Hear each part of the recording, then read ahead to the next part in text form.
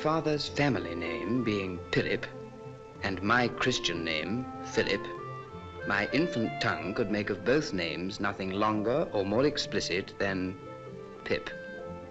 So I called myself Pip, and came to be called Pip.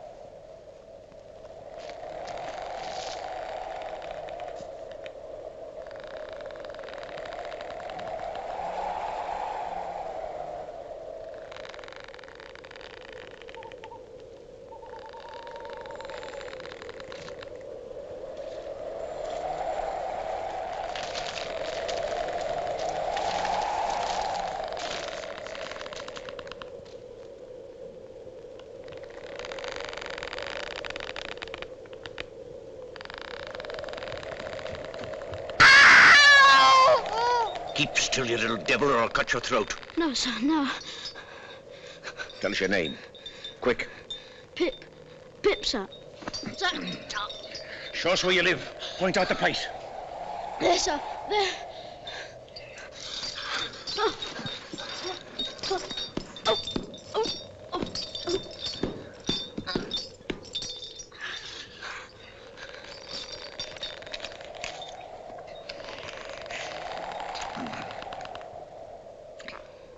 Now, where's your mother? There, sir. No, sir. There, sir. Also Georgiana. That's my mother. Ah, and is that your father along with your mother? Yes, sir, him too. Late of this parish. Ah. And who do you live with? Supposing you're kindly let to live, which I ain't made up my mind about yet. With my sister, sir. Mrs. Joe Gargery, wife of Joe Gargery the blacksmith. Blacksmith, eh? Now look at here. Do you know what a file is? Yes, sir. Do you know what whittles is? Yes, sir. Food, sir. Then you get me a file and you get me whittles, or I'll have your heart and liver out. If you'll kindly let me keep upright, sir, perhaps I shouldn't be sick and perhaps I could attend more.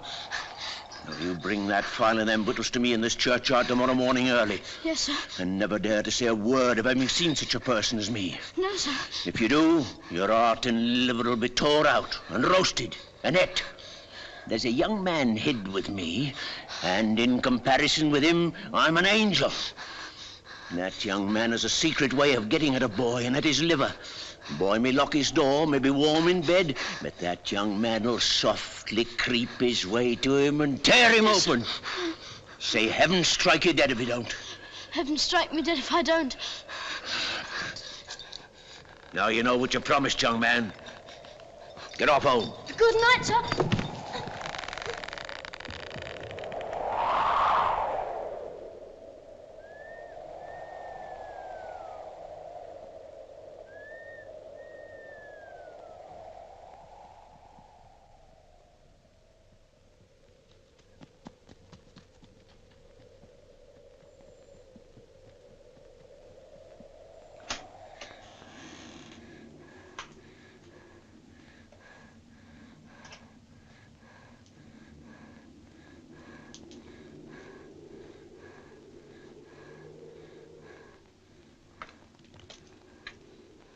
Hello, Joe.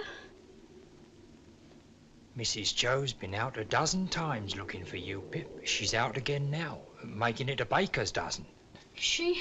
And what's worse, she's got Tickler with her, Pip.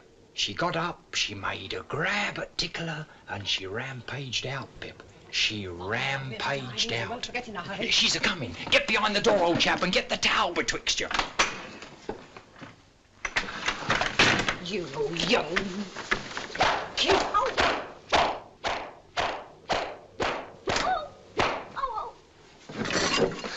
Now then, where have you been?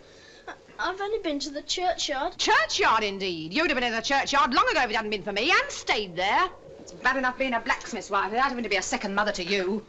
Churchyard, indeed. You'll be having me in the churchyard one of these days, keeping me on the rampage with my poor art. Get to the table. Both of you.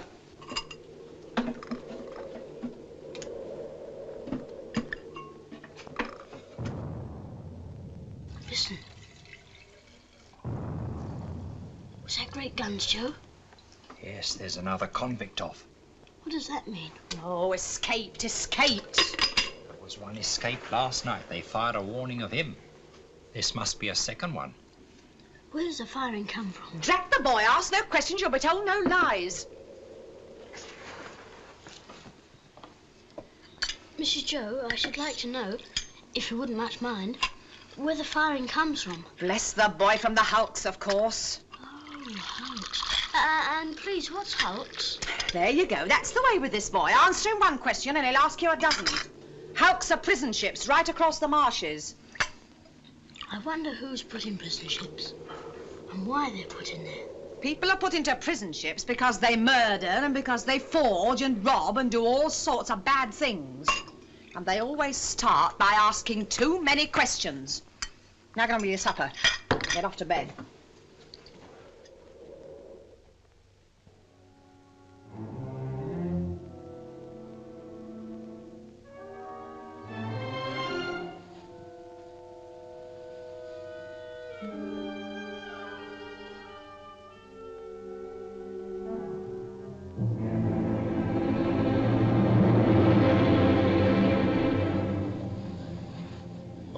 May be warm in bed.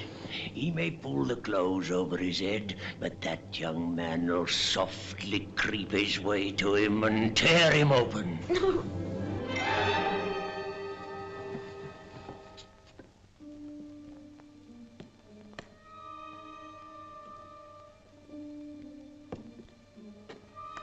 Wake up, Mrs. Joe. Wake up.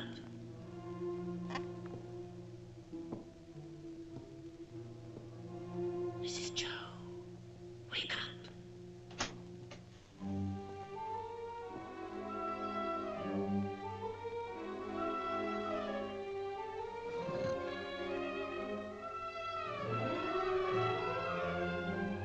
You're a thief, Pip.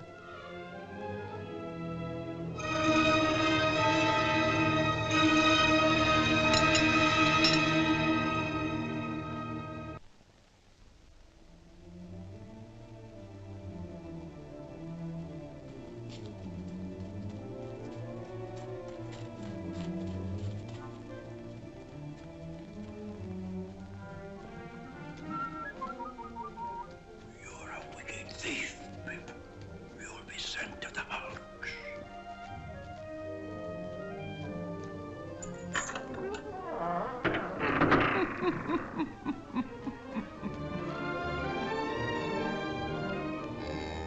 A boy with somebody else's brandy. With somebody else's file. Somebody else's pork pie. Stop him! Hello, young thief. I couldn't help it, sir.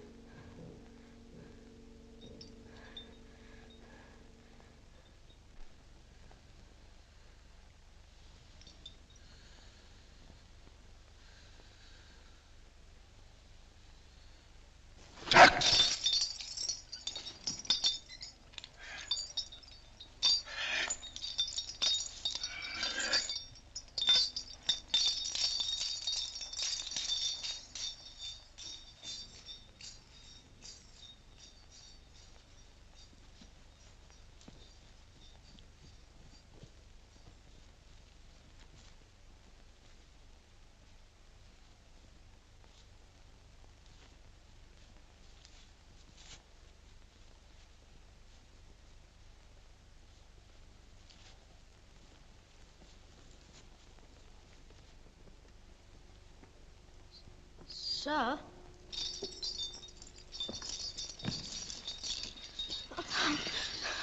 You brought no one with you? No, sir. Now give no one the word to follow you? No, sir. What's in the bottle, boy? Brandy. I think you've got the ague, sir. Oh, I'm much of your opinion, boy.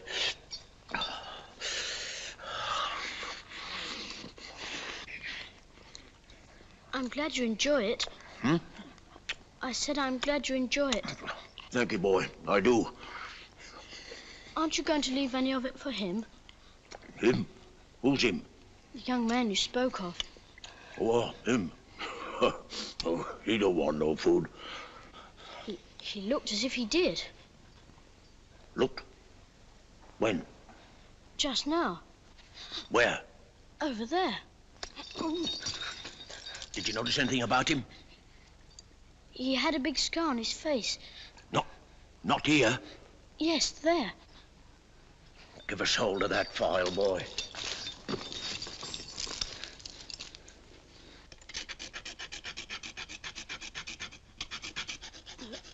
If you're not wanting me, sir, we have company for dinner, and my sister will be up early. Thank you, boy, thank you.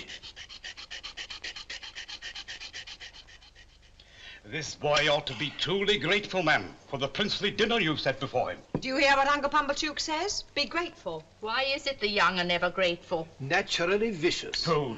Now, to finish with, I want you all to taste a delicious, delightful gift from Uncle Pumblechook. It's a pie. A savoury pork pie. A savoury pork pie? Let's have a cut of this pie, Mrs. Doe, and we'll try to do it justice. Clean plates, cold. I always say a bit of savoury pork pie will lay atop of anything you may care to mention and do no harm. What's the matter, boy? Nothing, sir. I should think not.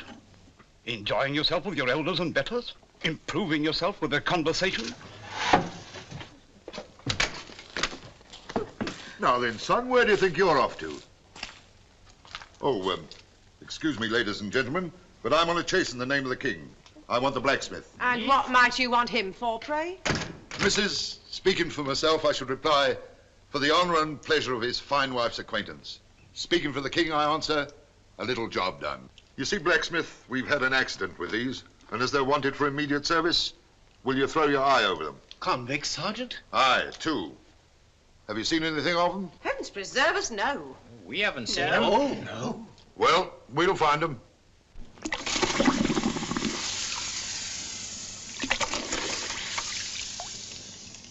Platoon, fall in.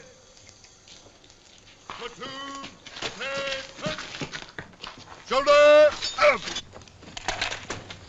Left 10.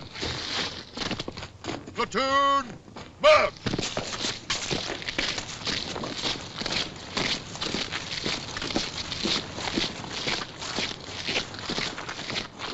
If that boy comes back here with his head blown to bits by a musket, don't look to me to put it together again.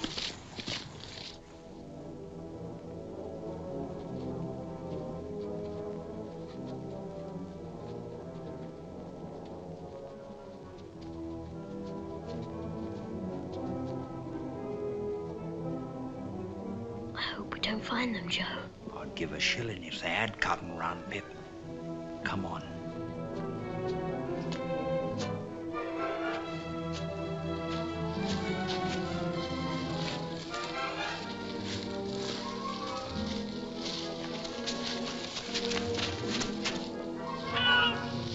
Convicts escaping. Come on! Help! This way! Help! Help! Convicts escaping!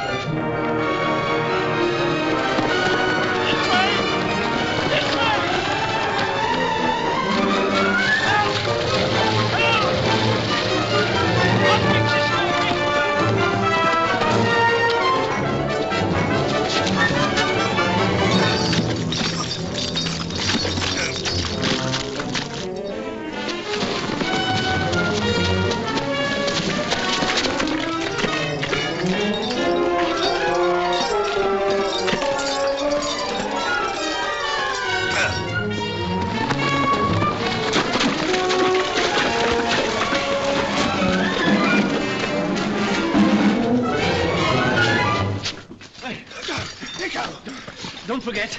I took him. I give him up to you. Don't forget that. He tried to murder me. Me tried to murder him. I kept him from getting off these marshes. I could have got clear. Then I discovered he was here. I let him go free to make a fool of me again. Let me go.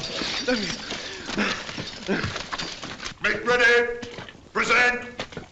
Fire!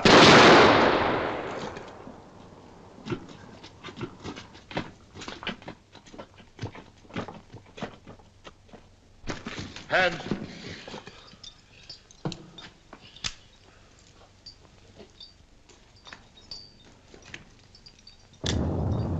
You're expected on board. Come on. Light those torches. Get aboard, you. Torch bearers, up.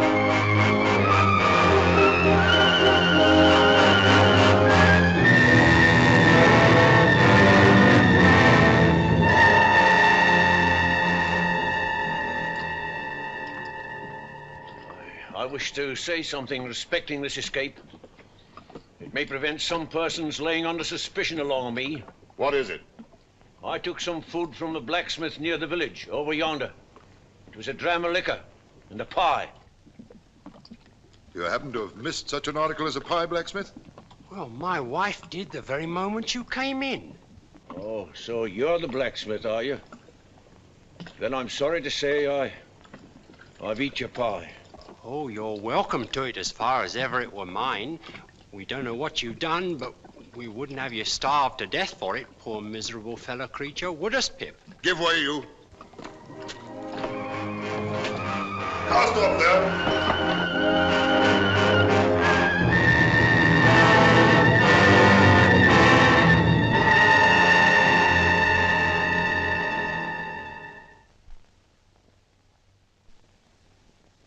It was a year later.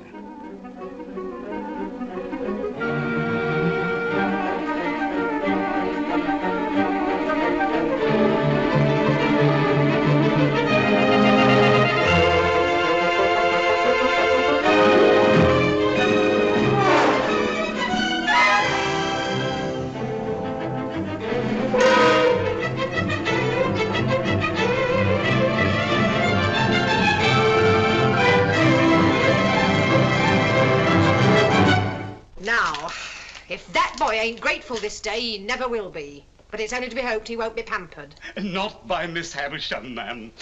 She knows better. Do you know who Miss Havisham is? Yes. Who? She's the strange lady in the large house. But she's mad, ain't she? She may be mad, but she's rich enough to make the boy's fortune. She wants him to go and play there. And he'd better play there, or else I'll work him. Well, wonder how she comes to know our Pip. Oh, Laura mussy me. Here I stand talking to me moon calves, and Uncle Pumblechook waiting, and that boy grimed with dirt from the crown of his head to the soles of his feet. Oh.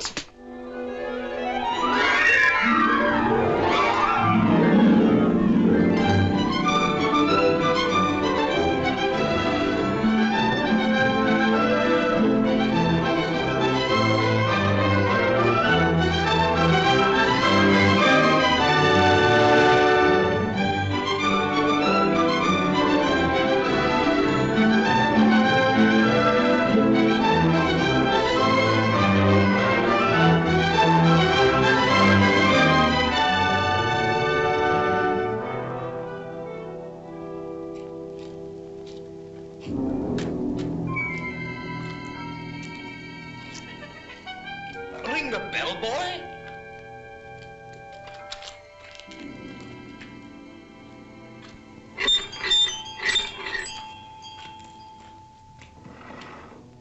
What name? Pumblechook. Quite right. Can you read the time, boy? Yes, sir. 3:15. Punctual to the minute. Let it be a lesson to you.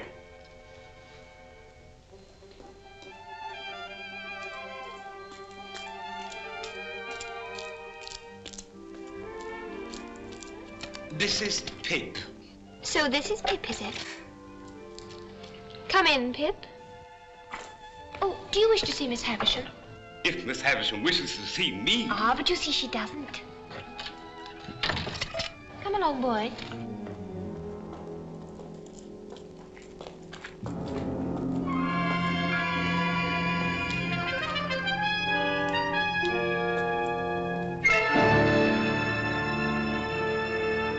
Your clock stopped, miss. It should say 3:15. Don't loiter, boy.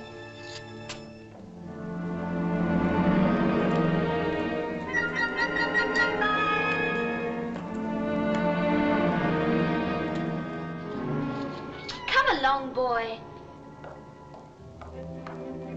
Take your hat off.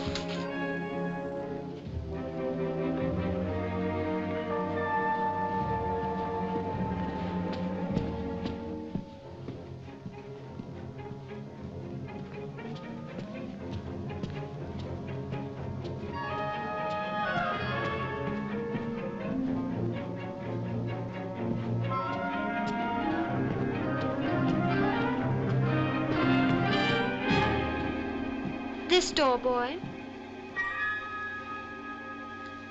After you, miss. Don't be silly. I'm not going in.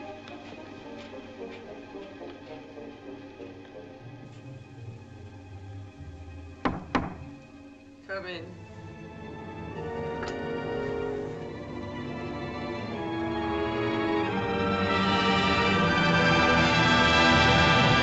Who is it? Pip, ma'am. Pip. Mr. Pumblechook's boy. Come to play. Come nearer. Let me look at you.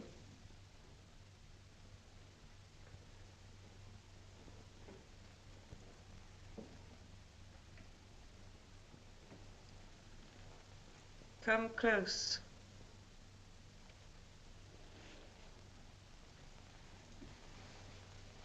Look at me.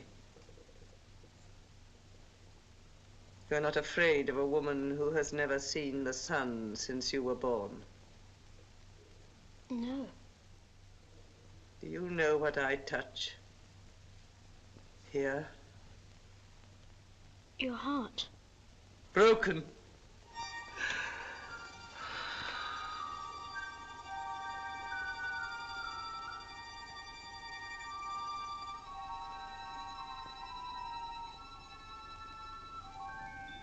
I sometimes have sick fancies.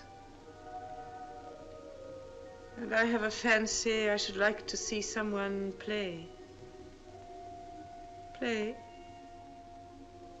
Play. Estella, come here.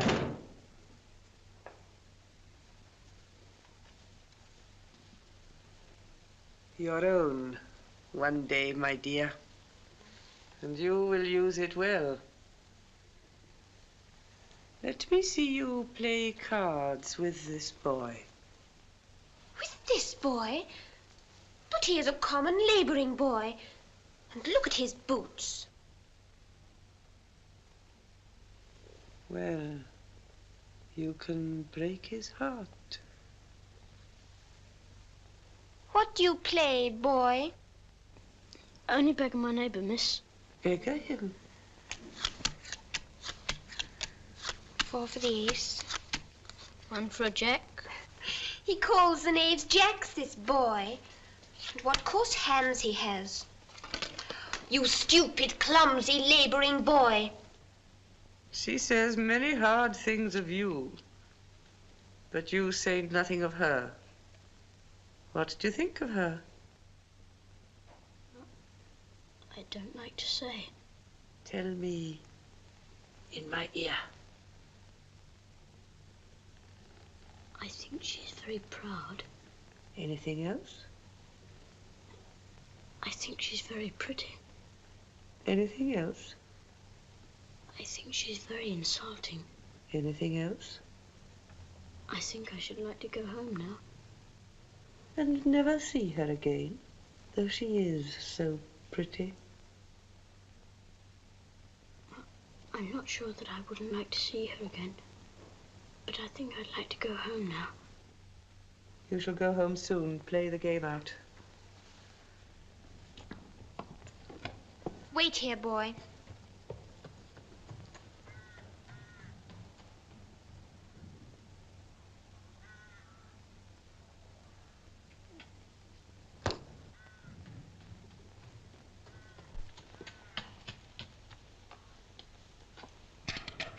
Why don't you cry?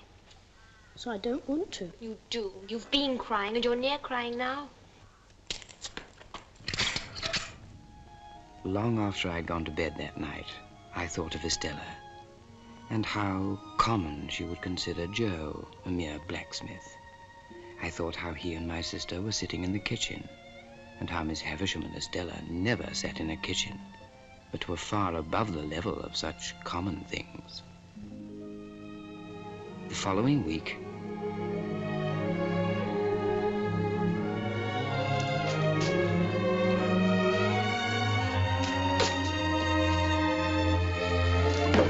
Would come this way today, boy.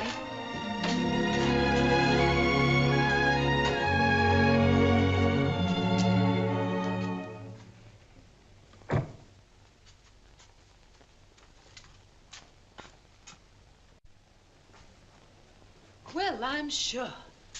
What next? The idea. Well? Well, miss? Am I pretty?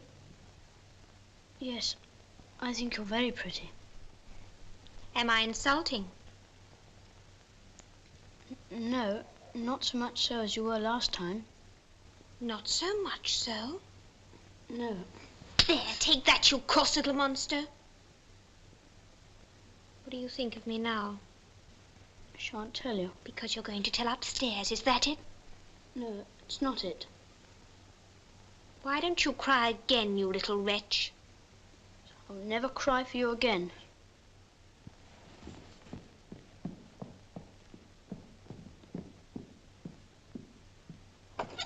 In there, boy.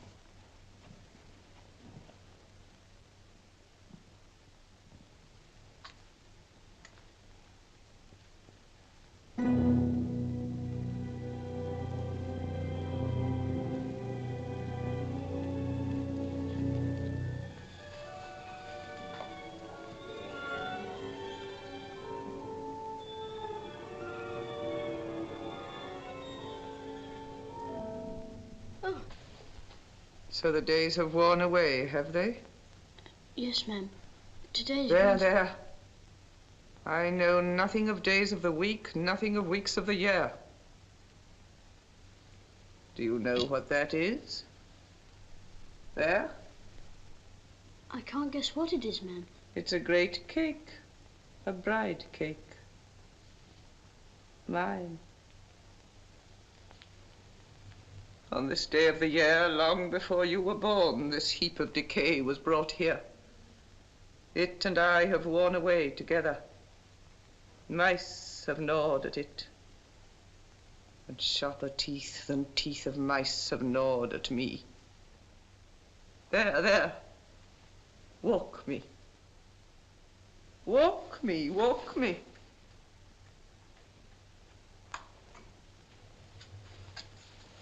Dear Miss Havisham. Good morning, Miss Morning, Miss Havisham. How well you look. I do not look well, Sarah Pocket. I'm yellow skin and bone. Those Pip are my relations, the Pockets. They are very particularly interested in my health. So once a year, on my birthday, I summon them to visit me. There. Pip, my dear, run into the garden and play. Estella will tell you when to come back. Yes, ma'am.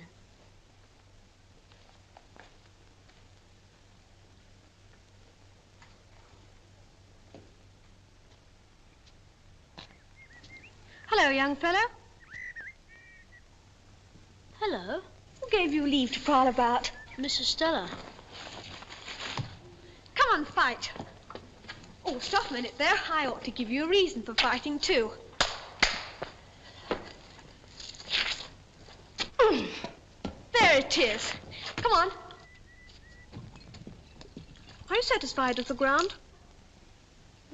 Quite satisfied, thank you. Good.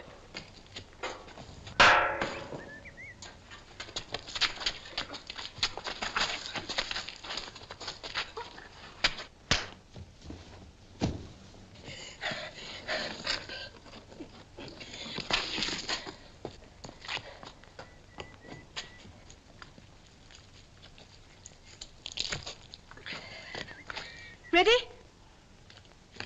Ready?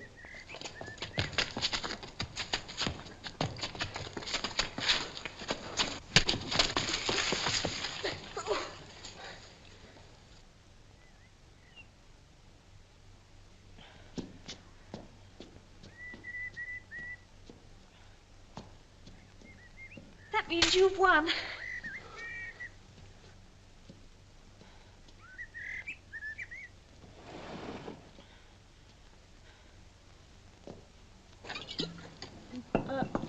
Can I help you? No, thank you. I'm quite all right. Good afternoon, then. Same to you. Boy! Boy!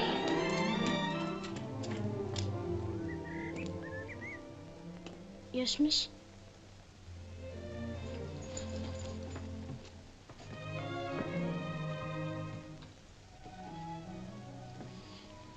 You may kiss me if you like.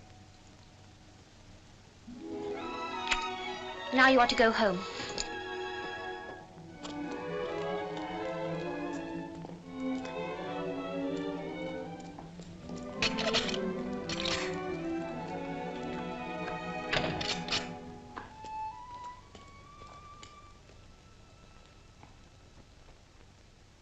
Three months later, my sister became ill and was laid to rest in the churchyard on the marshes. The occasion was marked for me not so much by the passing of Mrs. Joe as by the arrival of Biddy.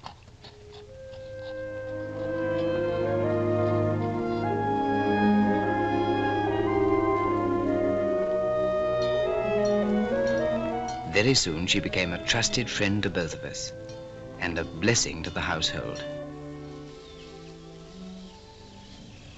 Biddy, I want you to help me. Don't I help you, Pip? Oh, yes. You help me a lot with my letters and figures. But this is a secret. Oh? What is it? Biddy. Yes? Biddy, I want to be a gentleman. A gentleman? Oh, I wouldn't if I was you, Pip. I don't think it would answer. Biddy, I have a particular reason for wanting to be a gentleman. Well, you know best, Pip, but don't you think you're happy as you are? I'm not happy as I am. I'm coarse and common. Coarse and common, are you, Pip? Who said so? Beautiful young lady at Miss Havisham's. And I want to be a gentleman on her account.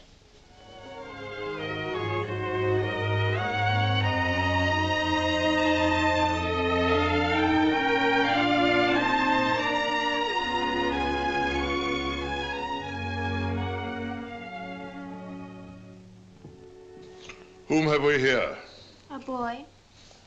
Boy of the neighborhood, hey? Yes, sir. How do you come here? Miss Havisham sent for me, sir. Well, behave yourself. I've a pretty large experience of boys, and you're a bad lot of fellows. Now, mind you behave yourself. Yes, sir. Take this in there, boy. Yes, miss. From this moment, I entered upon the regular occupation of pushing Miss Havisham in her chair. As we began to be more used to one another, Miss Havisham talked more to me and asked me such questions as what I'd learnt and what I was going to be. Estella was always there and always let me in and out, but never told me I might kiss her again. Sometimes she would coldly tolerate me, and other times she told me energetically, I hate you. My admiration of her knew no bounds, and scarce a night went by without my falling asleep with the image of her pretty face before my eyes. One day,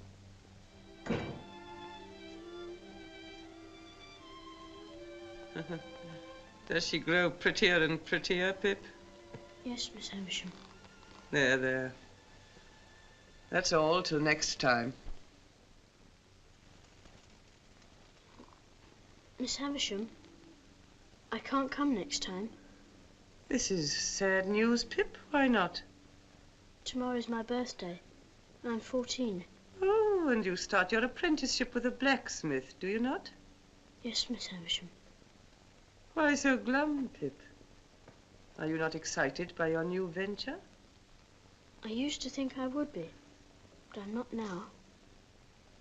Pip, here are some golden sovereigns. A gift from me. Thank you, Miss Havisham. Do with them what you please. You've earned them well. Thank you. Come and see me on your next birthday. Yes, Miss Havisham. Estella, show him out. Goodbye, Miss Havisham.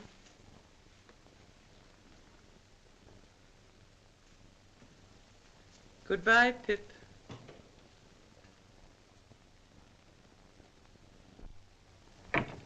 You'd better say goodbye to me, because I'm going away too. Going away? Yes. I'm going to France to be educated for a lady. Be educated for a lady? Yes. Well, aren't you sorry I'm going? Yes, Estella. I'm very sorry. I wish I knew when you were coming back. But I wish...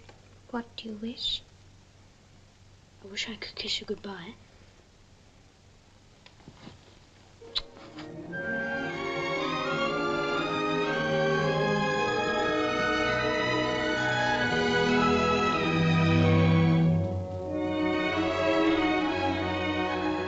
My boyhood had ended, and my life as a blacksmith began. It was in the 6th year of my apprenticeship, and it was a Friday night.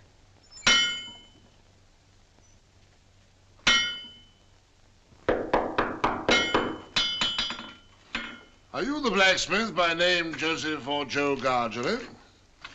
Yes, sir. Have you an apprentice commonly known as Pip? Is he here? I'm Pip, sir. Ah. So you are Pip? Yes, sir. My name is Jaggers. I'm a lawyer in London. I wish to have a private conference with you two. We'd better go into the house. Now, Joseph Gargery. I am the bearer of an offer to relieve you of this young fellow, your apprentice. You would not object to cancel his apprenticeship for his own good and his own request? You would want nothing for so doing? Heaven forbid I should want anything for not standing in Pip's way. Very well, then. I come now to this young fellow. And my communication to him is that he has great expectations.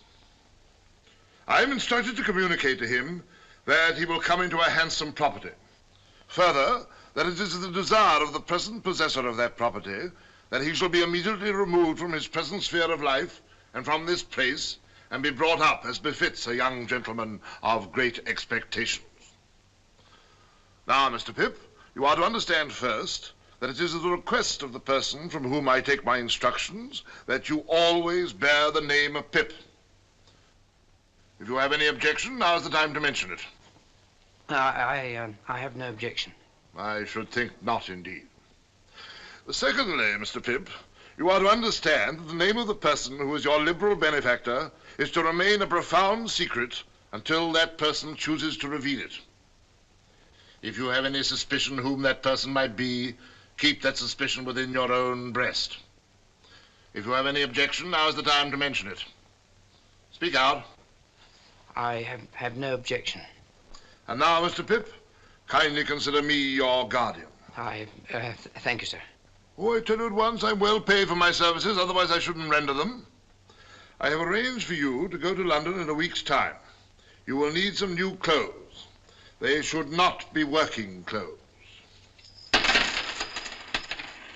20 guineas. Well, Joseph Gargery, you look dumbfounded. I am. Then good night, Mr. Gargery.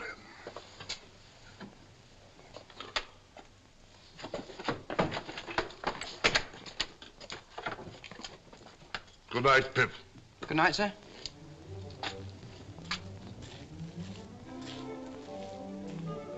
Pip, a young gentleman of great expectations. Biddy! Biddy!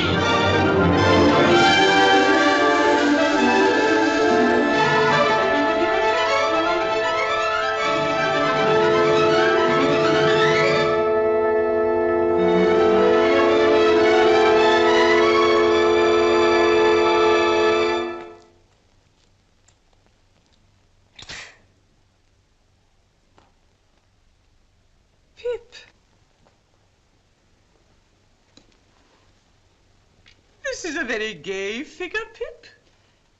I start for London tomorrow, Miss Havisham, and I thought you would kindly not mind my taking leave of you. Well? I've come into such good fortune since I saw you last, Miss Havisham, and I'm so grateful for it. I've seen Mr. Jaggers, Pip. I've heard about it. So you go tomorrow? Yes, Miss Havisham. And you are adopted by a rich person. Not named. No, Miss Havisham. And Mr. Jaggers is made your guardian? Yes, Miss Havisham.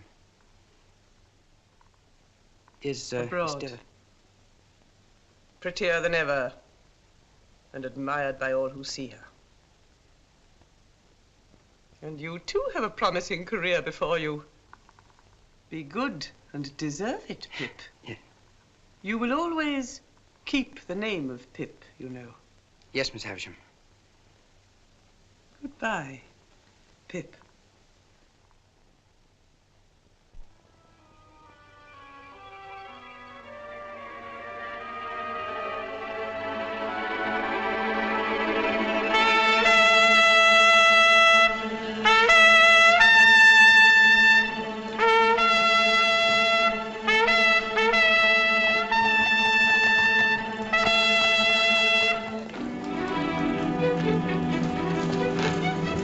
Well, bye, Joe. God bless you, dear old Pip. God bless you. Bye, Biddy. Bye, Pip.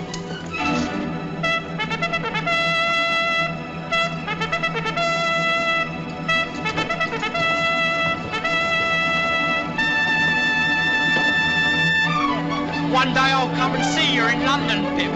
And then, what larks, eh? Bye, Joe. Bye, Pip. Goodbye, big old chap.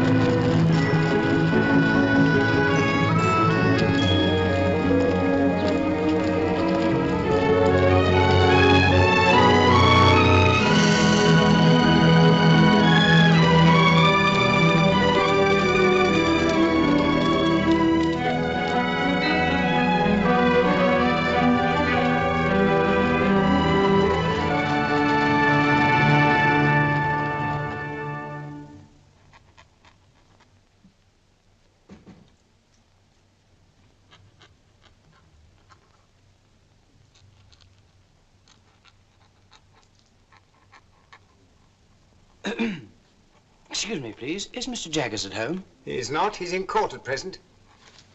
Am I addressing Mr. Pip? Yes, I'm Mr. Pip. Mr. Jaggers left word, would you wait in his room? Come this way, please. He couldn't say how long he might be, but it stands to reason his time being valuable, he won't be longer than he can help. Go and wait outside, Mike. Oh, I hope I'm not interrupting. Oh, certainly not. Oi! Your first time in London, Mr. Pip? Yes, sir. I was new here once. Rum to think of it now. Whose likeness is that? That? Oh, this is our most famous client. Got us a world of credit. This chap murdered his master. Didn't plan it badly. Is it like him? Like him? It is him, you know. This cast was made in Newgate, directly after he was taken down.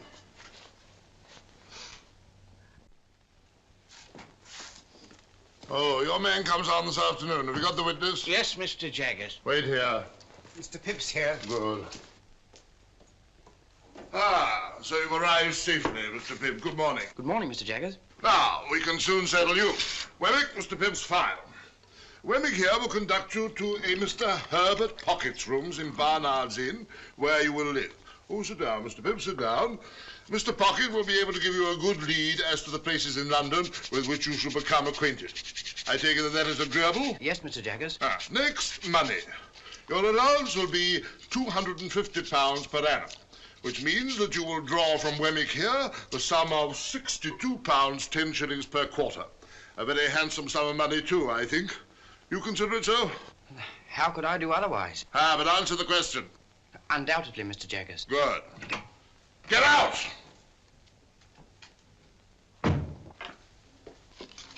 Now, here is a list of the tradespeople with whom you may run up an account. Wemmick, take Mr. Pip round to Barnard's Inn. Yes, sir. I shall check the bills and pull you up if I find you getting on too well. Of course, you'll go wrong somehow, yes, but that's no fault of mine. Goodbye and good luck, Mr. Goodbye, Pip. Mr. Mike!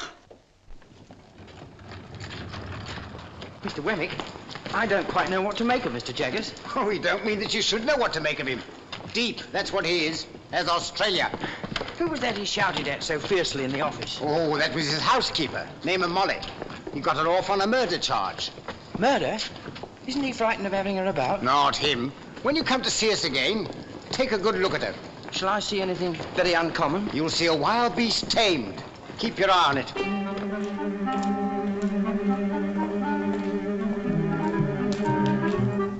Here we are. Mr. Pocket's on the first floor. You don't want me anymore? No, thank you, Mr. Wemmick. As I keep the cash, we shall most likely meet pretty often. Oh, well. Very glad, I'm sure, to make your acquaintance. Good day. Good day, sir.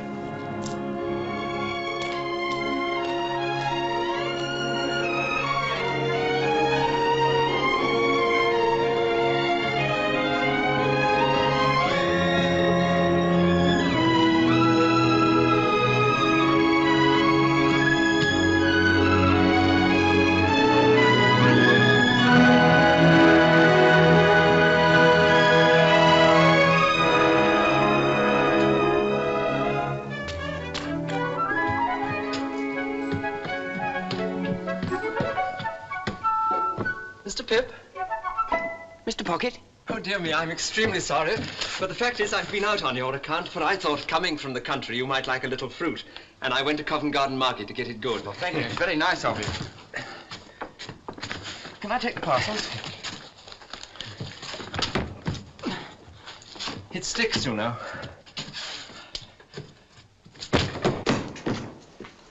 Pray come in. Now, this is the sitting room. Rather musty, but Barnard's is musty. I'm afraid I'm rather bare here.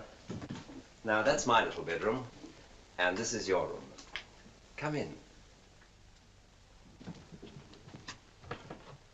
Oh, it's very nice. The furniture's specially hired for the occasion. Oh, I hope that... Dear me, I beg your pardon. You're holding the fruit all this time. I feel quite ashamed. You'll be very quiet here, and we shall be alone together. But I dare say we shan't fight.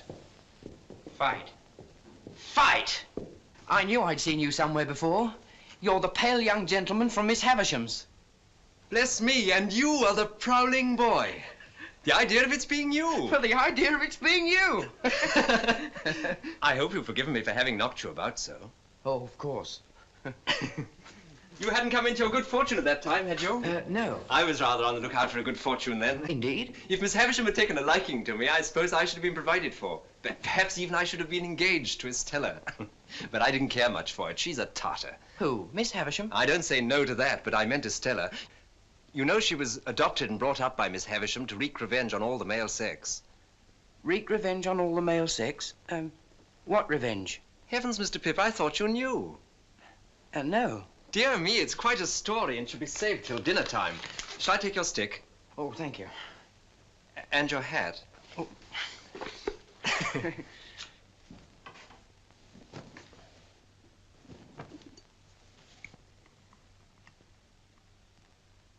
Herbert. Yes, my dear Pip. As I've been brought up a blacksmith, I'd take it as a great kindness if you'd give me a hint when I go wrong in my manners. With pleasure, though. I should guess you'd need very few hints. Thank you very much. Now, Please tell me more of Miss Havisham. Ah, yes, Miss Havisham.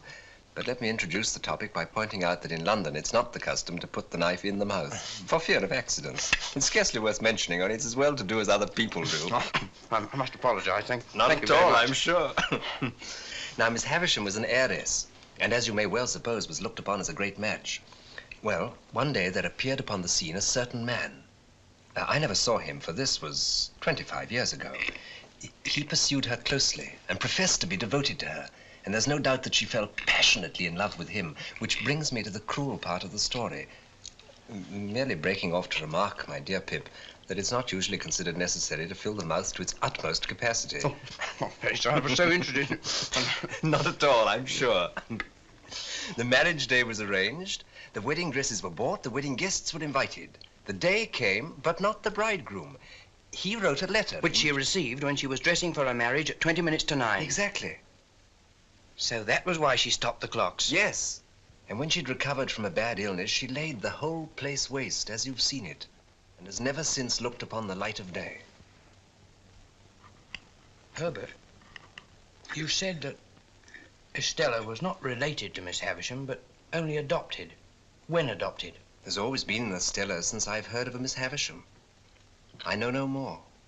So, Pip, all I know of Miss Havisham, you know. Well, let's change to brighter prospects. Let's drink to London and a very happy future. To London and a very happy future.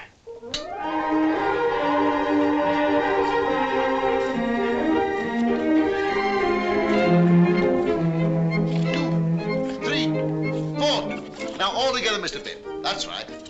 That's better. Much better. Enjoy yourself.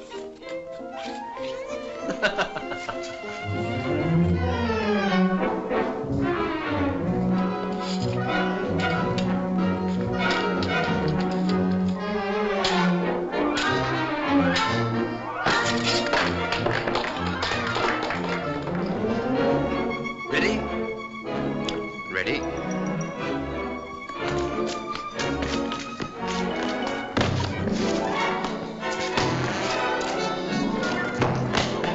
Forgive me, Herbert.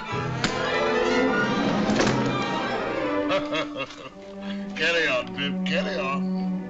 And so, if I could buy some new furniture and perhaps one or two other little things, I think I could be quite at home at Barnard's Inn. Do it. I knew you'd get on. How much do you want? £20? Wemmick!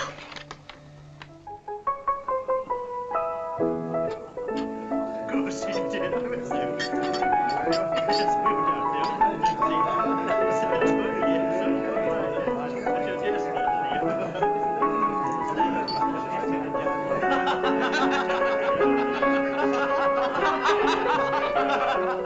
Well, Pip, I should say you were at home.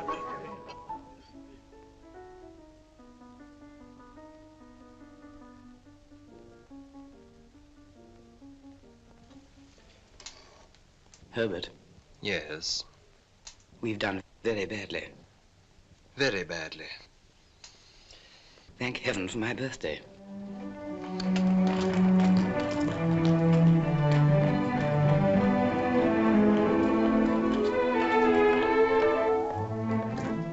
Good morning, Mr. Pip. Morning. Good morning, Mr. Pip. Good morning. Congratulations, Mr. Pip. Thank you, Mr. Wemmick. Come in. Mr. Pip, sir. Come in. 21, eh, Pip? I must call you Mr. Pip today. Congratulations, Mr. Pip. Thank you, Mr. Jaggers. Sit down.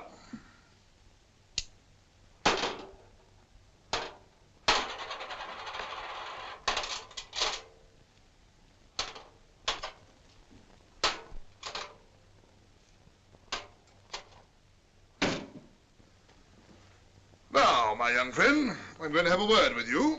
If you please, sir. What do you suppose you are living at the rate of? At the rate of, Mr. Jaggers? The rate of. I'm afraid I'm unable to answer. I thought so. Now, I've asked you a question, my friend. Have you anything to ask me? Oh, well, of course it would be a great relief to ask you several questions, Mr. Jaggers, if it were not forbidden. Ask one. Is my benefactor to be made known to me today? No. Ask another. Well, I was just wondering if I had anything to receive. I thought we should come to that. Wemmick! Mr. Pip, you have been spending pretty freely of late, and you're in debt, of course. I'm afraid I must say yes, sir. You know you must say yes, don't you? Yes, sir. Wemmick, hand Mr. Pip that piece of paper. Now, unfold it and tell me what it is.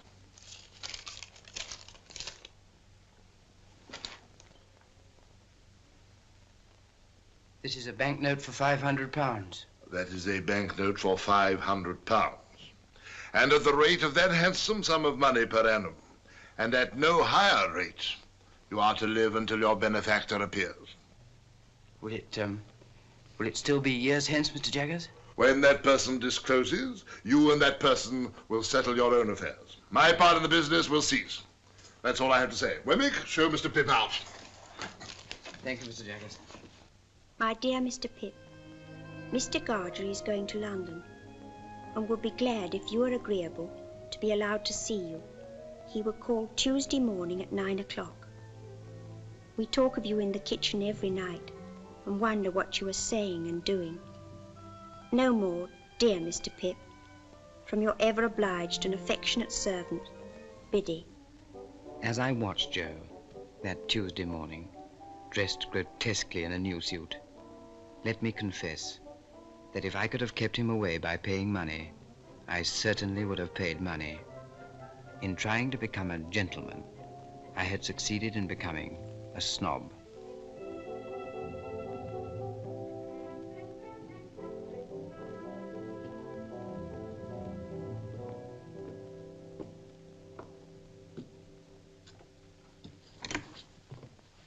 Joe. How are you, Joe? Pip. How are you, Pip? Come in, Joe.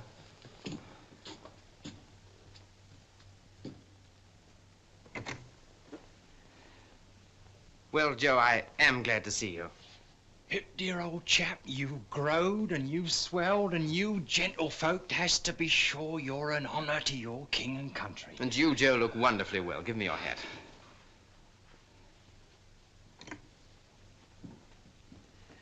Oh, Herbert, this is Mr. Joe Gargery. Joe, Mr. Herbert Pocket. How do you do, Mr. Gargery? Your servant, sir. Won't you sit down? Thank you kindly, sir.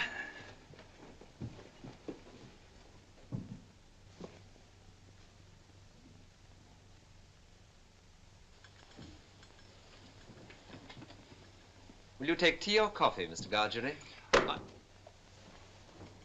Oh, thank you kindly, sir.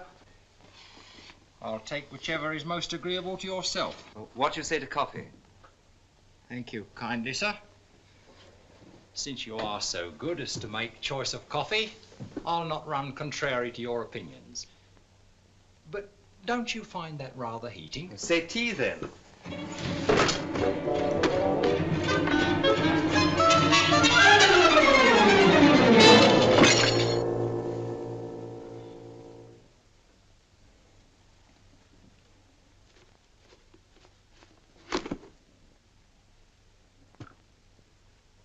Pip, if Mr. Gargery will excuse me, I will go down to the porter's lodge to fetch the morning's letters. Thank you kindly, sir.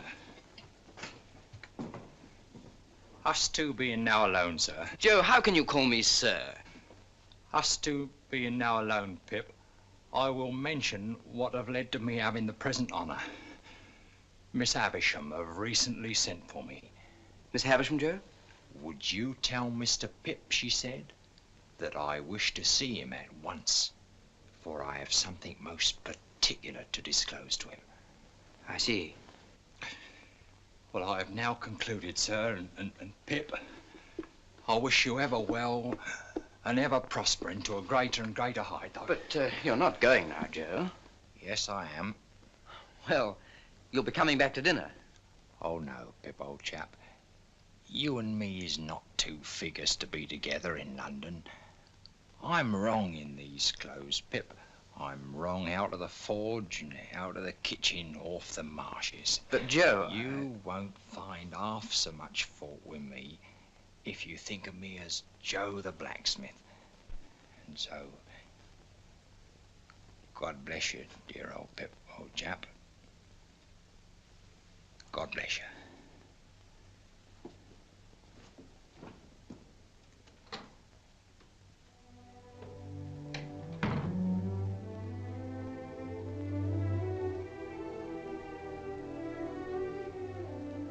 All that day, Joe's simple dignity filled me with reproach. And next morning I began the journey to our town, knowing that I should sleep that night at the forge. But as the miles went by, I became less convinced of this, and invented reasons and excuses for not doing so. Joe, Pip's here. Oh, we didn't expect you, Pip. Pip, your bed's not ready. We thought for certain you'd be staying in the town. You must stay in the town. Gentlemen, always stay at the Blue Boar. Blue Boar, Rochester. All other swindlers upon earth are nothing to the self-swindlers. And with such pretenses did I cheat myself. Surely a curious thing. Come in, Pip.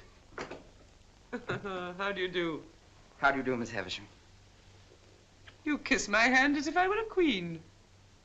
Well? I thought that you were so kind as to wish to see me, Miss Havisham. Well?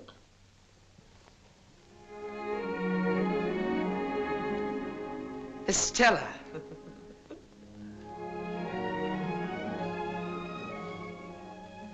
Well, Pip?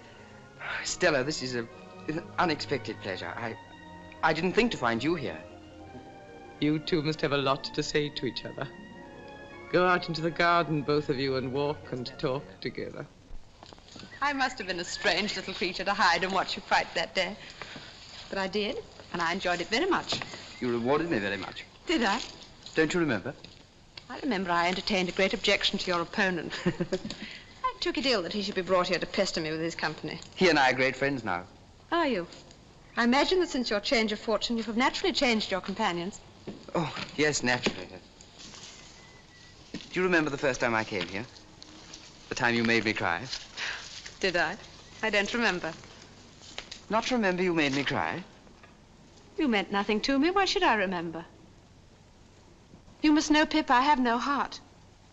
Perhaps that's why I have no memory. No one looking at you could believe that. Oh, I have a heart to be stabbed at or shot at, but you know what I mean. There's no sympathy there, no softness, no sentiment. If we're to be thrown much together, you had better believe that at once. I can't believe it, Estella. Very well. It's said at any rate. But remember how I've been brought up, and don't expect too much of me. Come, Pip. You shall not shed tears for my cruelty today. We'll go just once more round the garden and then go in. Miss Havisham will be expecting you at your old post.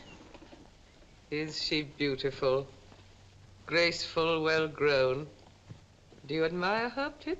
Everyone must who sees her, Miss Havisham. She is going to London soon, and you shall meet her there. I shall be the happiest man in London, Miss Havisham. Love her. If she favors you, love her. If she tears your heart to pieces, love her. I adopted her to be loved. I developed her into... as punctual as ever, Jaggers. As punctual as ever. How do you do, Pip? And what are you doing here? Miss Havisham wished me to see Estella, Mr. Jaggers. Ah, a fine young lady. Shall I give you a ride, Miss Havisham? Once round. A very fine young lady, Pip.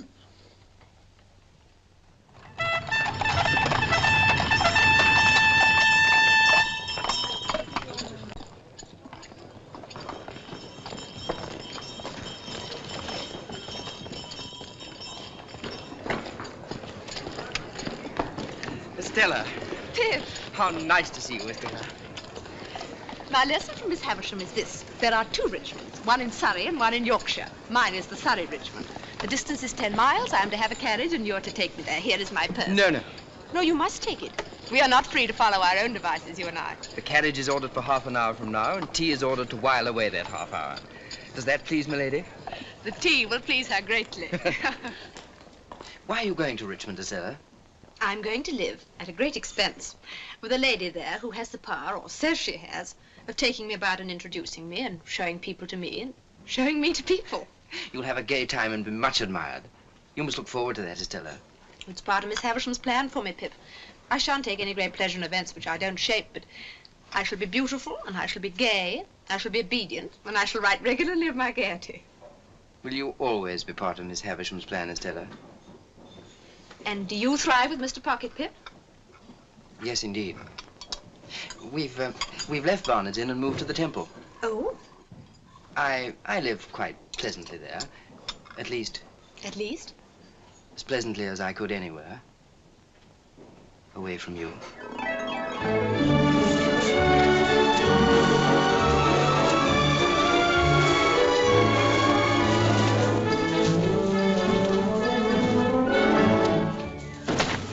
All through that summer, I saw a great deal of Estella, and I was very happy. Until I realized, somewhat uncomfortably, that she had many admirers. It was not until the winter that fate threw her in the way of Bentley Drummle.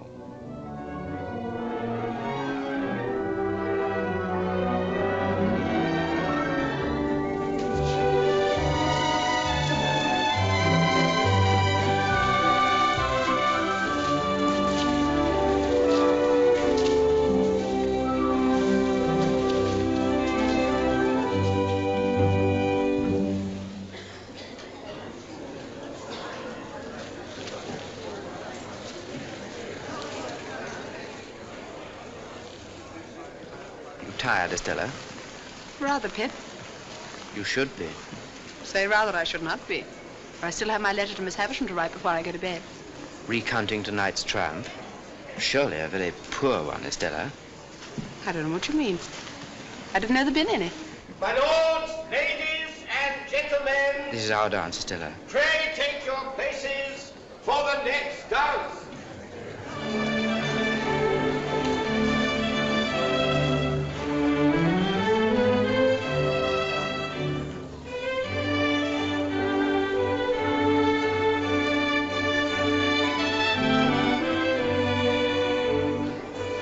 Estella, look at Drummle.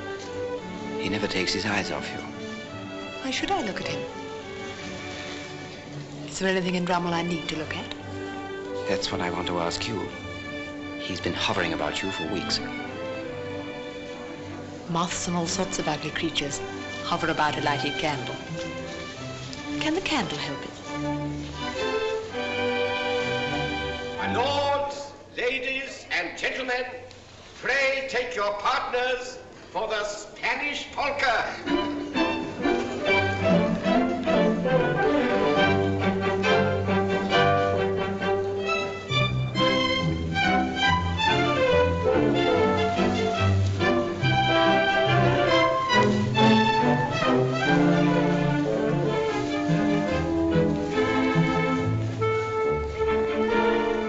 Everybody dislikes him, you must know that. There's nothing to recommend him but money and a ridiculous row of addle-headed ancestors. It makes me wretched to see you encourage him. Does it?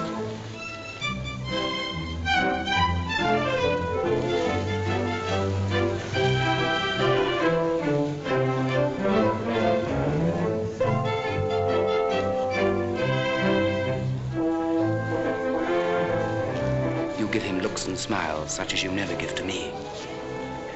Do you want me then to deceive and entrap you? Do you deceive and entrap him, Estella? Yes, and many others. All of them but you.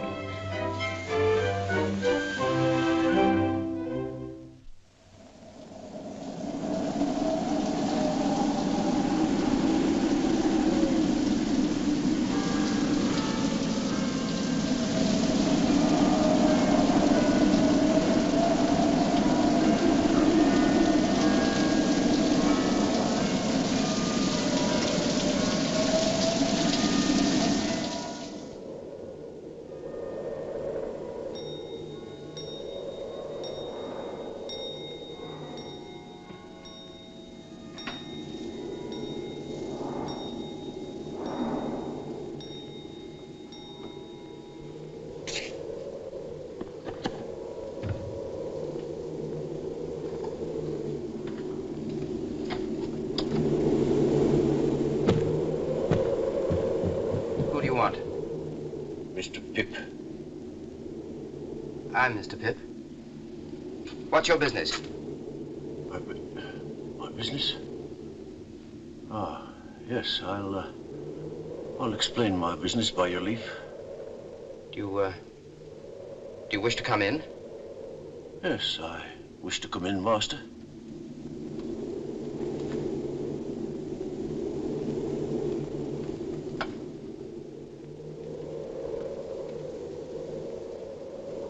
Now perhaps you will explain your visit.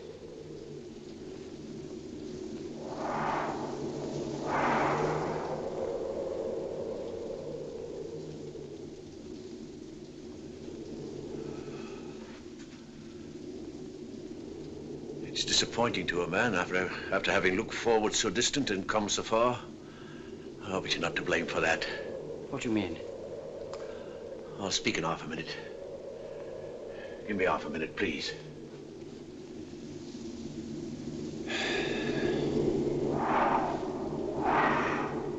There's no one nigh, is there? Why do you ask that question?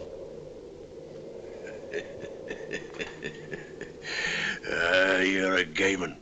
I'm glad you growed up a gayman. Now I know who you are. The churchyard. The churchyard on the marshes.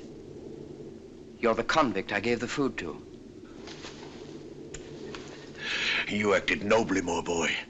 Noble, Pip, and I've never forgot it. If you're grateful to me for what I did when I was a child, and you've come to thank me for it, there's no need. However, since you've found me out, will you drink something before you go? Yes, I will drink, I thank you, before I go.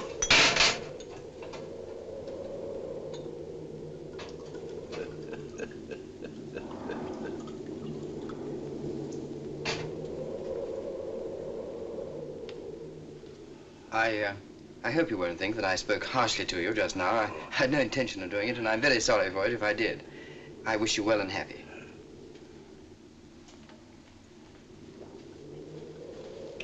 How have you been living? I've been a sheep farmer, away in the New World, in New South Wales. I hope you've done well. I've done wonderful well. I'm famous for it. Oh, I'm very glad to hear it. I hope to hear you say so, dear boy. But you've done well too, eh? Yes, I've done quite well.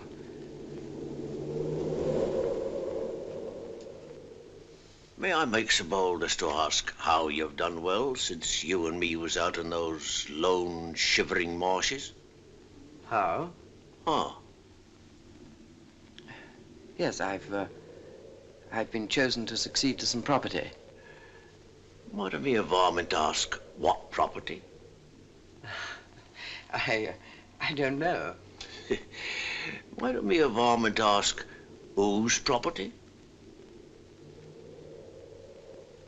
I don't know. Could I make a guess, I wonder, at your income since you come of age? As to the first figure now. 5?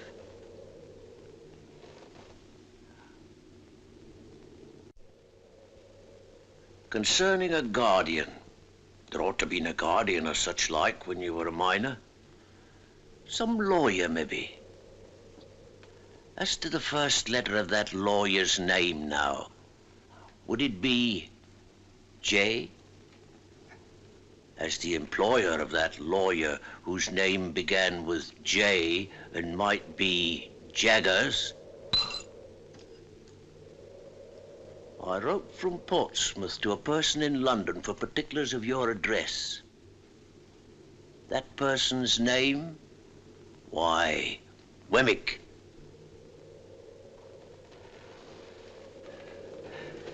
Yes, Pip, dear boy, I made a gentleman of you. It was me what done it. I swore that time that as sure as I earned a guinea, that guinea would go to you. And that there hunted dog what you kept life in got his head so high that he made a gentleman. And Pip, you're him. Why, I'm your second father, Pip, and you're my son. And how good looking you've growed. Ah, there's a pair of bright eyes somewhere, eh? Isn't there a pair of bright eyes what you love the thoughts of? They shall be yourn, dear boy, if money can buy 'em. But didn't you never think it might be me? No, never. Well, you see, it was me. And single-handed. Never a soul in it but me own self and Mr. Jaggers. Was there no one else? No, who else should there be? Well, where are you going to put me, dear boy? Put? Oh, to sleep. Who's that? Don't be alarmed. It's Mr. Pocket, who shares these rooms with me. Phew. What a night. Hello. Herbert, something very strange has happened. This is a visitor of mine. Take it in your right hand. Say, strike me dead on the spot if I split in any way, whatever. Strike me dead on the spot if I split in any way, whatever. Kiss it. Do as he says, Herbert. No, you're an oath.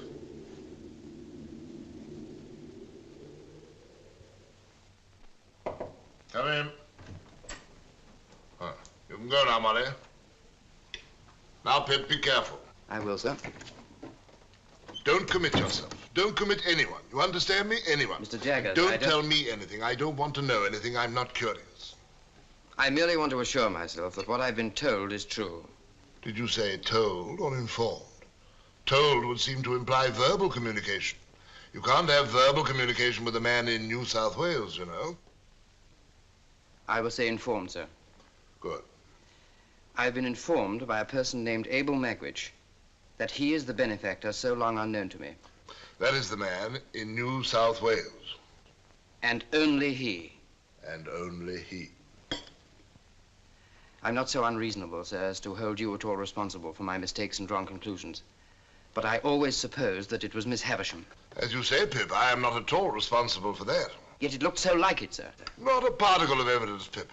Take nothing on its looks, take everything on evidence. There is no better rule. Well, I've nothing more to say. I think you should know that I communicated with Abel Magwitch in New South Wales and reminded him that if ever he should present himself in this country, it would be an act of felony, rendering himself liable to the extreme penalty of the law. Take a look out of that window, Pip.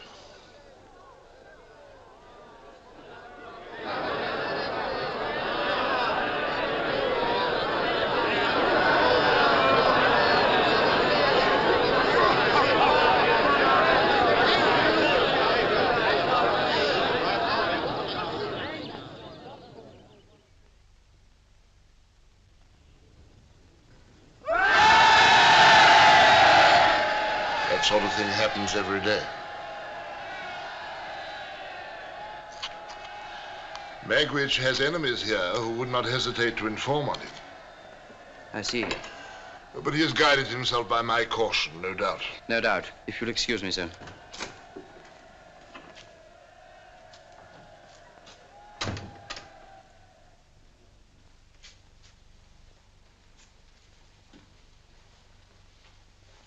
There's no other alternative.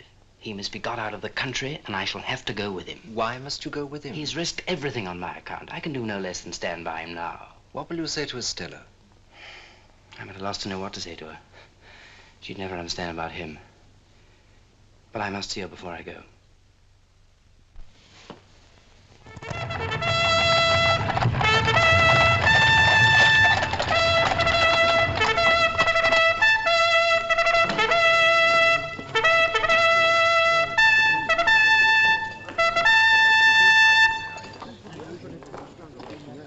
Ah, just come down? Yes. Beastly place, your part of the country, I think. I'm going out for a ride in the saddle. I mean to explore those marshes for amusement. Out of the way villages there, they tell me. Curious little public houses and smithies and that. Mr. Drommel, I didn't seek this conversation. I don't find it a very agreeable one. I'm sure you don't. But don't lose your temper. Haven't you lost enough without that? What do you mean? Look here, you, sir. The lady is joining me later, so take her horse round to her house in an hour's time. Very good, sir. And don't forget to tell the waiter I don't dine, because I'm going to dine with the lady. Aye, aye.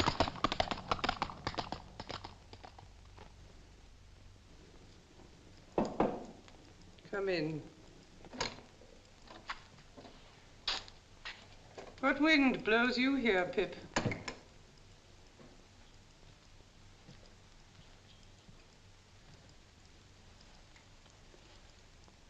I went to Richmond yesterday to speak to Estella, Miss Havisham, and finding that some wind had blown her here, I followed. What I have to say to Estella, I will say before you presently in a few moments. It will not surprise you. It will not displease you. I'm as unhappy as you could ever have meant me to be. I have found out who my patron is. It isn't a fortunate discovery, and is not likely ever to enrich me in reputation, station, fortune, anything. But there are reasons why I can say no more of that. It is not my secret, but another's. It is not your secret, but another's. Well? When you first caused me to be brought here, Miss Havisham, I suppose I really did come here as any other chance boy might have come, as a kind of servant, to gratify a want or a whim and to be paid for it. Aye, Pip, you did. And that Mr. Jaggers was... Mr. Jaggers had nothing to do with it. His being my lawyer and the lawyer of your patron was a coincidence. He holds the same relation towards numbers of people. But when I fell into the mistake that I've so long remained in, at least you led me on. Yes. I let you go on. Was that kind? Who am I? For heaven's sake, that I should be kind. Well, well, well, what else? Estella, I should have said this sooner, but for my long mistake, which led me to believe that Miss Havisham meant us for one another. And I felt that I couldn't tell you of my real feelings while you were not free to choose for yourself. But now I have to go away. And I must say it before I go. I love you, Estella. I've loved you ever since I first saw you in this house. Pip, I tried to warn you not to love me. But you wouldn't be warned, for you thought I didn't mean it. Isn't it true that Bentley Drummel is in town here and pursuing you? Quite true. That you encourage him and ride out with him, and that he dines with you this very day? Quite true. How can you fling yourself at such a man? Should I rather fling myself at you, Pip, who would sense at once that I bring nothing to you? But you cannot love him, Estella. What have I always told you? Do you still think, in spite of it, that I don't mean what I say? Estella, you would never marry him.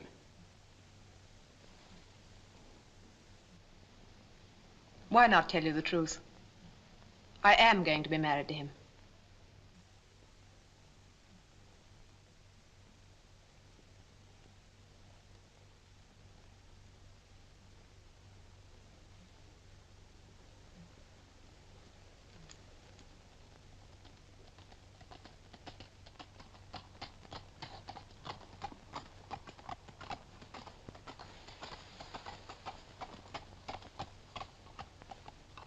Come, Pip.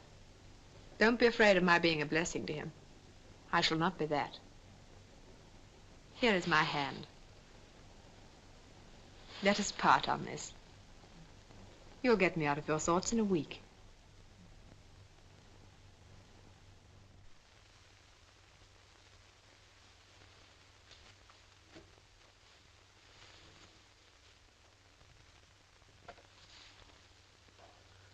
What have I done?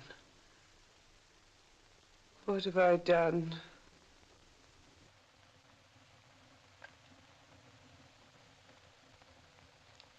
If you mean what have you done to me, Miss Havisham, let me answer.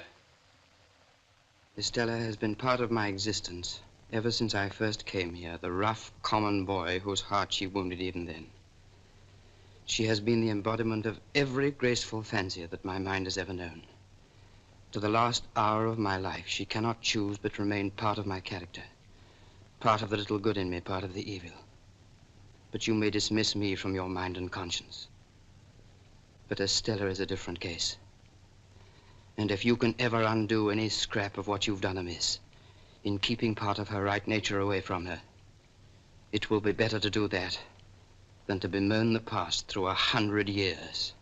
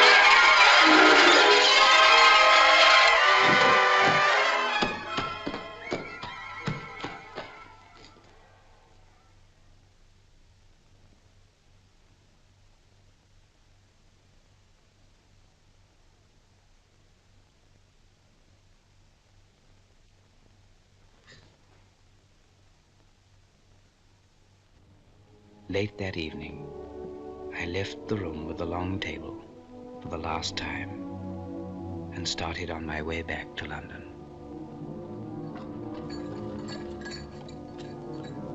Ah, Mr. Pip, I believe. Good morning, sir. Good morning, Dick. I have a note for you, sir. The messenger who brought it said it's urgent.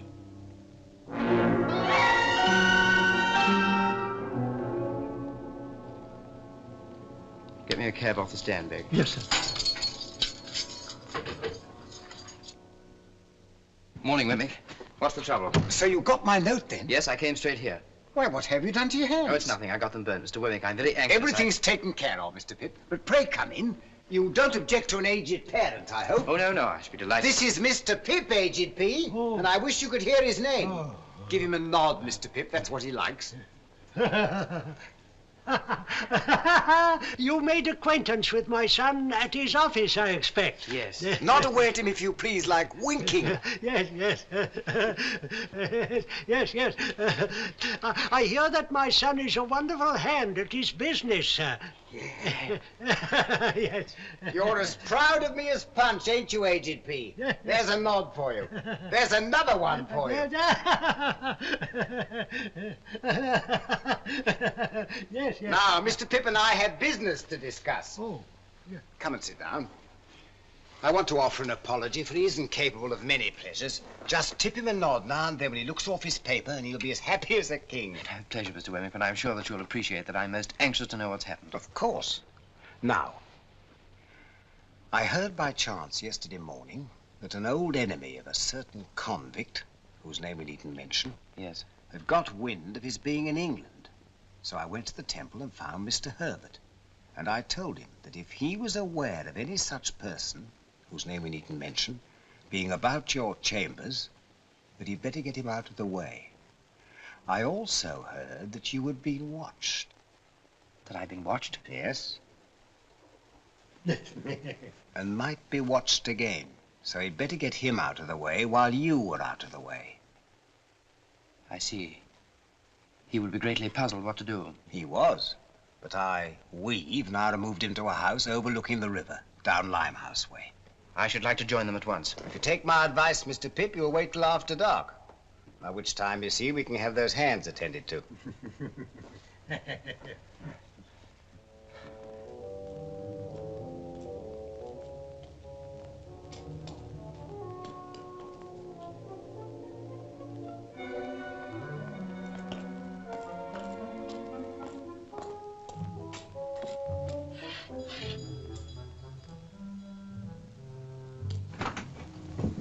Good evening, ma'am. Good evening, sir. Thank you, Mrs. Wimple, and you can send up our supper, if you will. Very good, sir. How is he? All's well.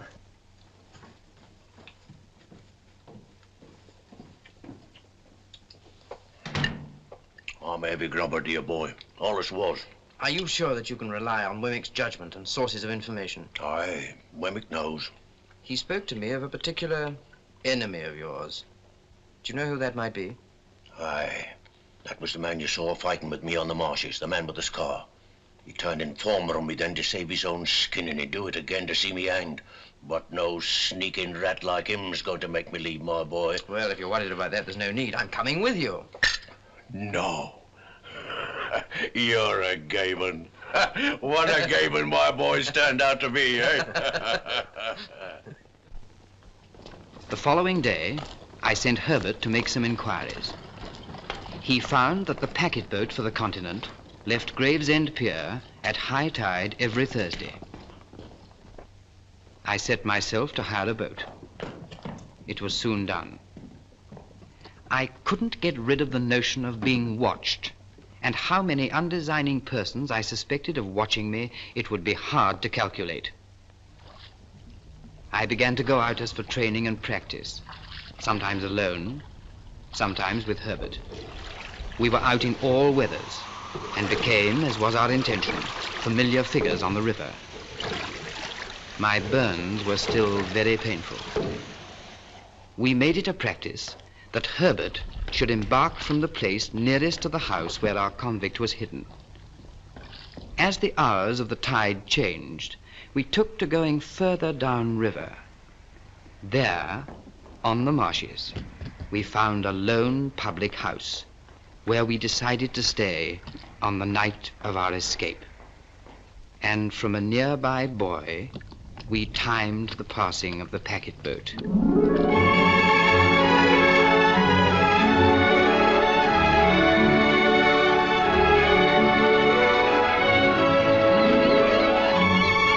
We chose this spot carefully. It was just above the point where the steamer picked up the river pilot. The river pilot. Our river pilot. One day, Herbert bought 2 steamship tickets, and our plans were set.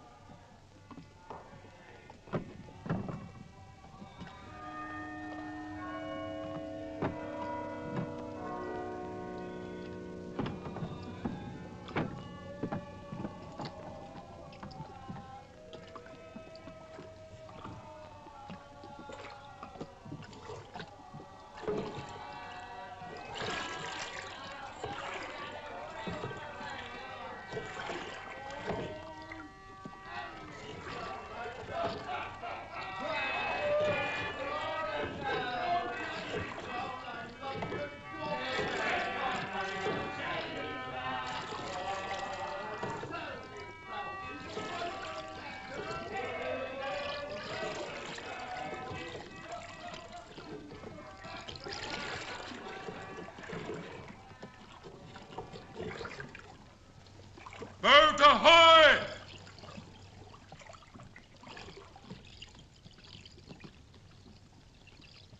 Ahoy there!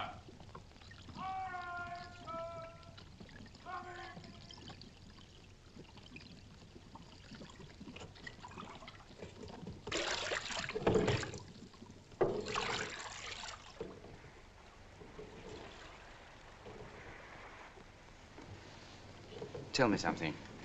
What, dear boy? What I did for you as a child was such a small thing. Why have you done so much for me? I had a child of my own once, Pip. A little girl who I loved and lost. What happened to her? I don't know. It's a dark part of my life, dear boy. Ain't worth telling. But when on those lone, shivering marshes, a boy was kind to a half-starved convict, that boy took the place of the child he had lost. Pull on your left.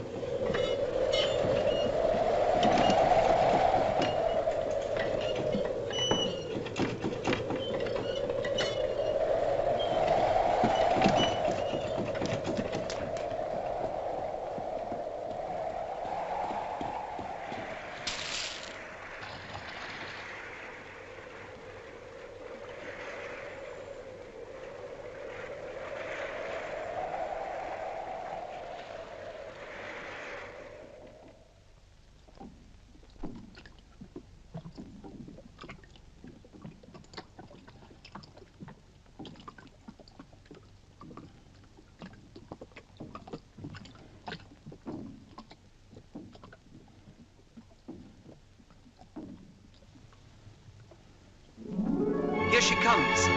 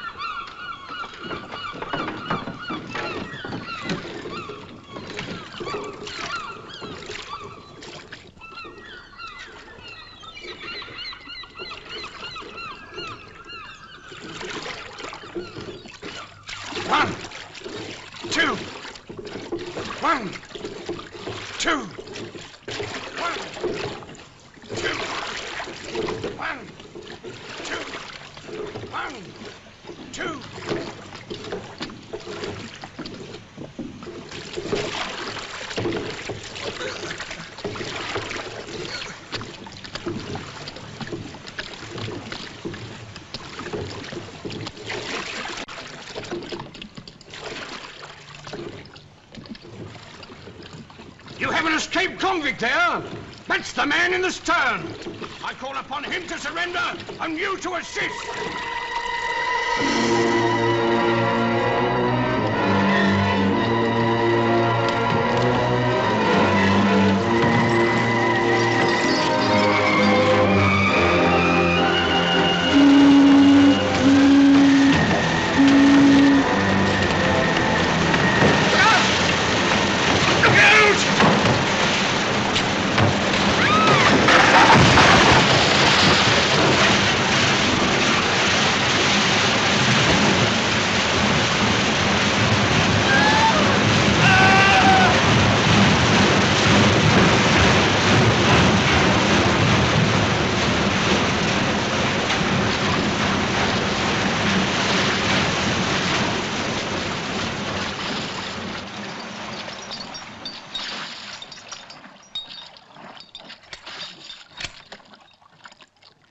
I'll never forgive myself for this.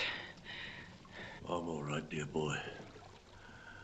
I'm content to have seen my boy and to take my chance. Jaggers will help us. He'll get you off all right. Prisoners at the bar. It is now my duty to pronounce the sentence demanded by the law.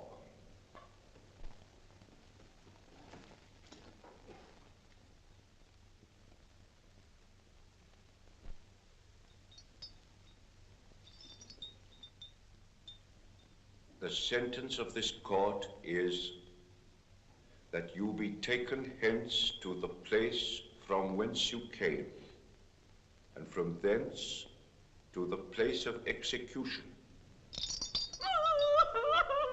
and that each of you there be hanged by the neck until you be dead. And may Almighty God have mercy on your souls. Are you absolutely certain there is nothing you can do to save him? Nothing. You realize, of course, that you no longer inherit his money. That will be claimed by the crown. The money's no interest to me. If you had been a blood relation, it might have been different. You are not a blood relation, so it is not different. You mean if he had a child, the money would go to the child? The money might go to the child.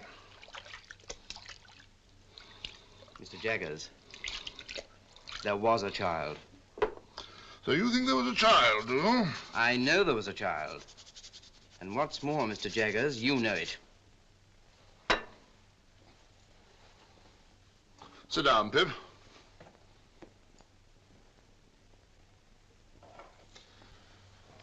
I'm going to put a case to you, Pip, but I admit nothing. I understand. You admit nothing. Put the case that a woman is charged with murder.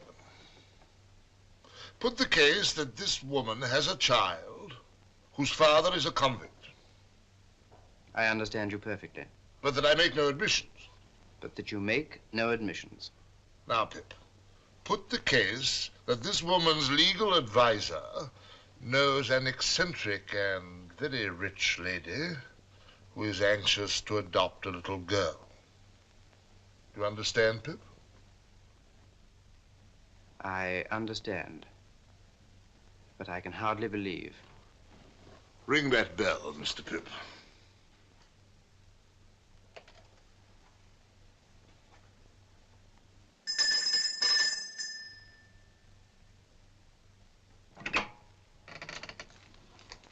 Yes, sir? Basin. Yes, sir.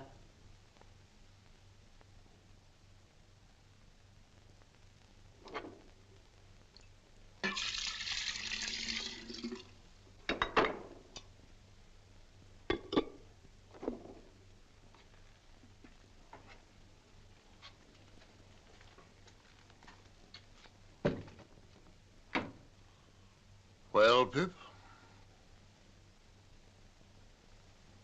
If I'm in my right mind, and that woman is Estella's mother, this legal advisor you mention will have a lot to answer for. Now, Pip, put the case that this legal advisor has often seen children tried at the criminal bar. Put the case that he has known them to be habitually imprisoned, whipped, neglected, cast out, qualified in all ways for the hangman, and growing up to be hanged. Put the case that here was one pretty little child out of the heap that could be saved. Put that last case to yourself very carefully, Pip. I do, Mr. Jaggers. Did he do right? He did right. Good. Does Estella know? You mean, does the little girl know? Yes. No, she does not know. She must never be told. As to that, she has a claim to her father's property. The legal advisor must use his own judgment. Her father's condition is considerably worse. He has been moved to the prison infirmary.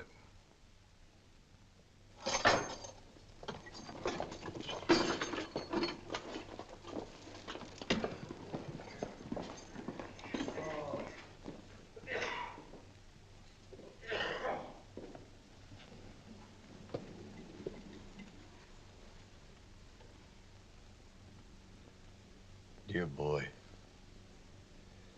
I thought you wasn't coming. And yet, I knew somehow that you would. It's just the time.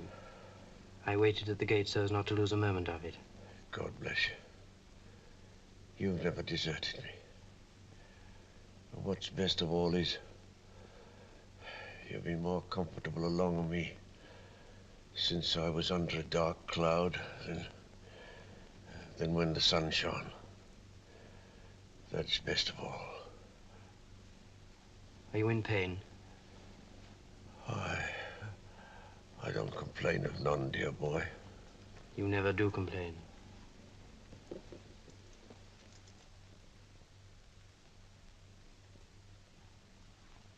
You better stay.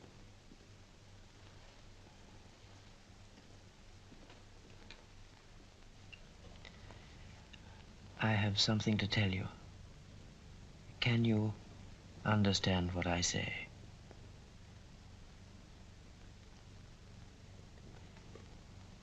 You had a child once, whom you loved and lost. She lived and found powerful friends. She is living now. She is a lady and very beautiful. And I love her.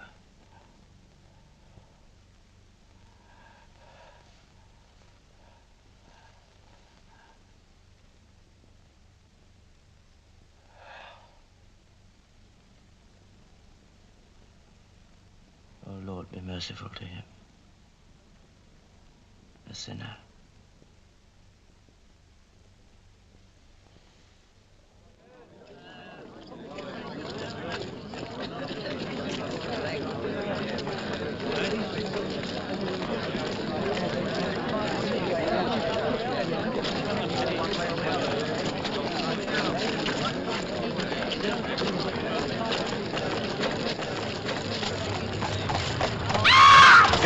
away, you fool!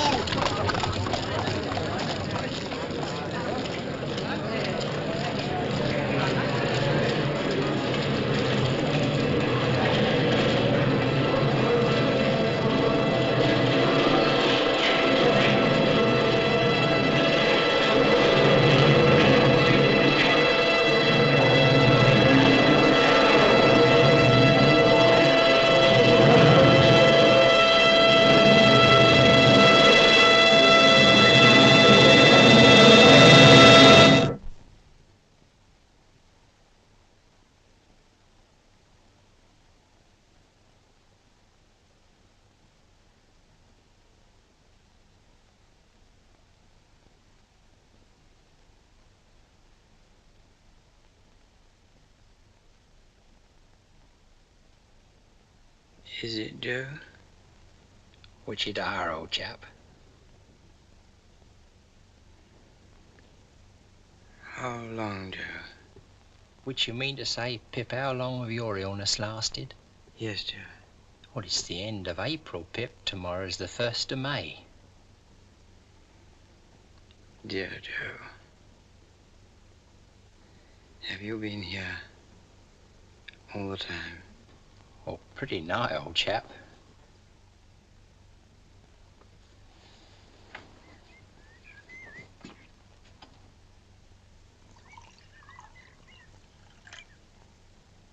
Joe, where am I?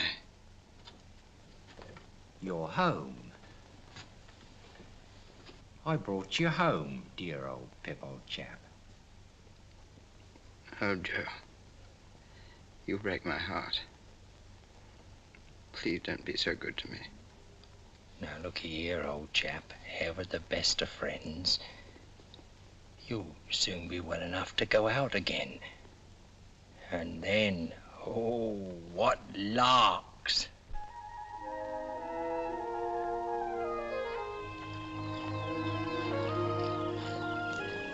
Billy, you have the best husband in the world.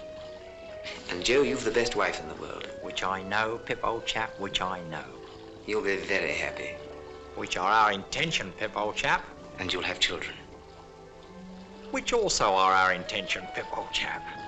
One day, Pip, you'll marry too. I don't think I shall, Biddy. Not now. Dear Pip, do you still fret for her? I think of her. But that poor dream, Biddy, has all gone by. All gone by. I knew as I said these words that I secretly intended to visit the old house that evening.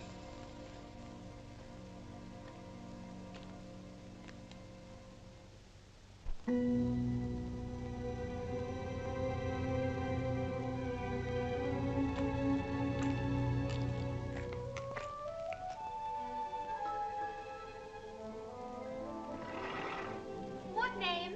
Pumblechook. Quite right.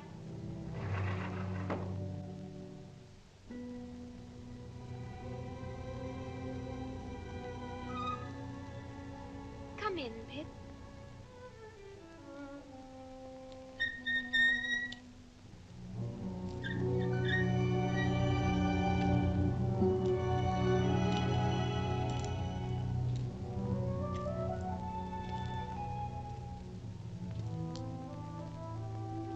I know nothing of days of the week, nothing of weeks of the year. Don't loiter, boy.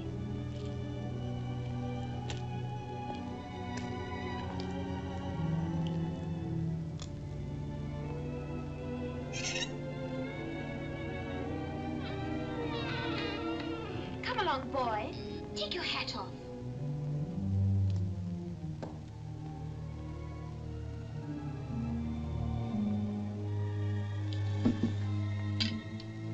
Whom have we here? A boy.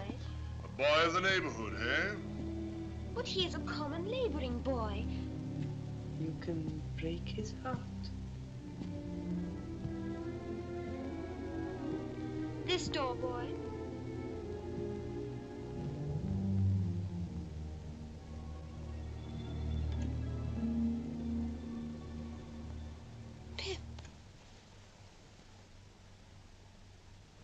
Stella,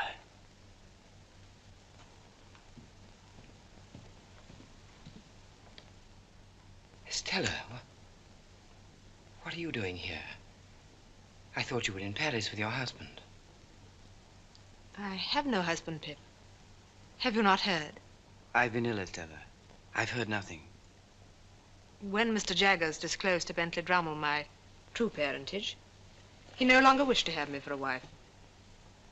Well, Pip, why don't you laugh? You've every right to. I've no wish to laugh, Stella. I'm truly sorry.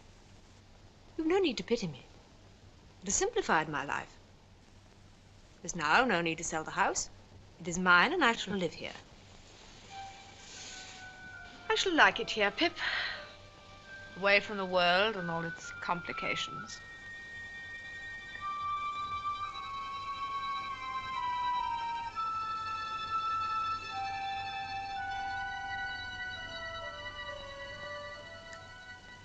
Stella, how long have you been here? I don't know. Stella, you must leave this house. It's a dead house. Nothing can live here. Leave it, Stella, I beg of you. What do you mean? This is the house where I grew up. It's part of me. It's my home. It's Miss Havisham's home. But she's gone, Stella, gone from this house, from you, from both of us. She is not gone. She is still here with me in this house, in this very room. Then I defy her. I have come back, Miss Havisham.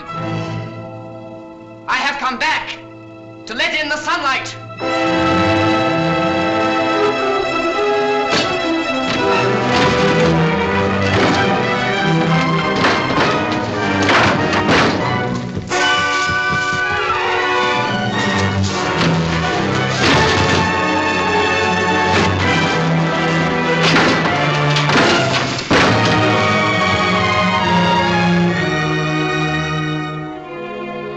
Stella, look!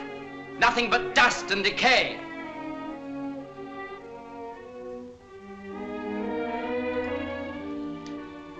I've never ceased to love you, even when there seemed no hope for my love. You're part of my existence, part of myself. Estella, come with me, out into the sunlight. Look at me. Pip, I'm afraid. Look at me.